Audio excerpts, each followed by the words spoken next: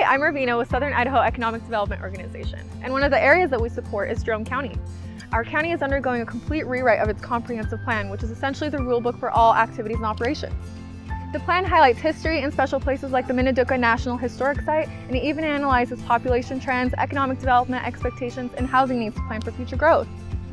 I'm here at Valley High School, one of several schools in the Jerome County, where our plan gathers facts for the K-12 school environment, and it also provides targets for student growth.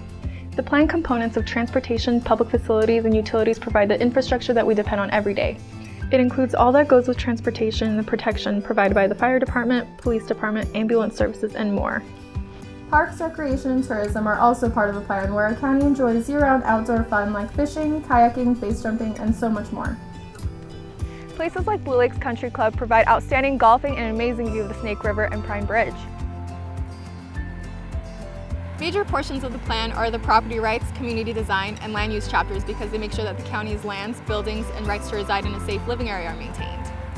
Key changes to the land use planning and mapping include creating a recreation zone on the Snake River Canyon edge throughout the width of the county, identifying the recreation areas to include Wilson Lake and others, establishing a commercial corridor from north to south boundaries to allow consistency in zoning and planning for future growth, and suggesting growth for the city of Jerome to the east surrounding US Highway 93. The chapters that I referred to can be seen at www.jeromecountyid.us in the Planning and Zoning section. After taking a look at the chapters that interest you the most, we ask for your input by completing the survey shown on the website. You're then invited to attend one of the upcoming community open houses held on the east and west sides of the county. Thank you for your interest in this process.